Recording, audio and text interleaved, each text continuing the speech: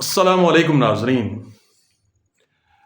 کل کا مورخ لکھے گا کہ اسلامی جمہوریہ پاکستان میں جب بجلی کا بل آتا تھا تو کلیجہ منہ کو آتا تھا.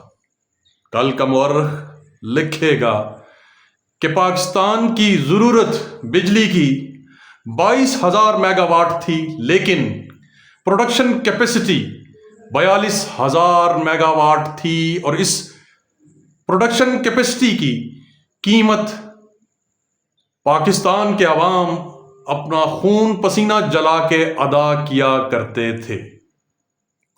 اور پھر کل کا مورخ لکھے گا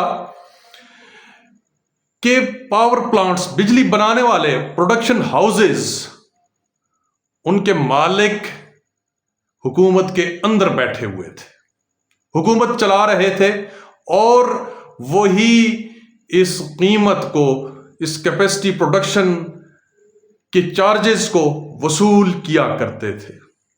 کل کا مورخ لکھے گا کہ پاکستان میں بجلی کی کھپت کے لیے پیک آورز ہوا کرتے تھے، یعنی لوگ جب اپنے گھروں کو پہنچتے تھے، اپنے دفاتر سے، اپنی کام کی جگہوں سے، جب بجلی کی ضرورت انہیں زیادہ ہوتی تھی تو وہ پیک آورز، یعنی شام 5 سے بعض اوقات رات 10 بجے تک، یا شام 6 بجے سے رات 11 بجے تک، یہ پیک آورز ہوا کرتے تھے، اور اس بجلی کی قیمت باقی بجلی سے زیادہ ہوا کرتی تھی. کل کا مورخ لکھے گا کہ کمرشل بجلی کی قیمت گھریلو بجلی کی قیمت سے زیادہ ہوتی تھی، تاکہ لوگ آرام سے، سکون سے، اطمینان سے، اعتماد کے ساتھ کاروبار نہ کر سکیں. کل کا مورخ لکھے گا کہ دنیا کی معیشت کا اصول تو یہ تھا کہ آپ جتنی چیز زیادہ کسی سے خریدیں گے، خرچ کریں گے، وہ چیز آپ کو اتنی ہی سستی ملے گی، یہاں تک کہ آپ کو بلک ریٹ پہ چیز وہ ملنا شروع ہو جائے گی.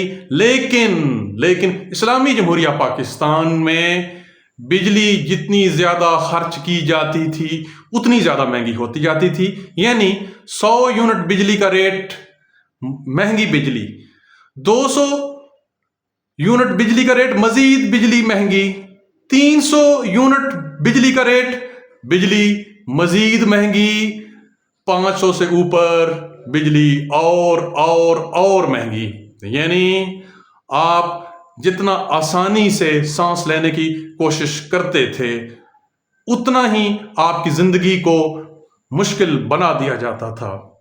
کل کا مورخ لکھے گا کہ حکومتی عہدیداران، یعنی حکمران اور حکام دونوں موجود تھے، اور فری کی بجلی استعمال کیا کرتے تھے، اور عوام یعنی پاکستان کے لوگ بجلی کا بل آنے پہ خودکشیاں کیا کرتے تھے.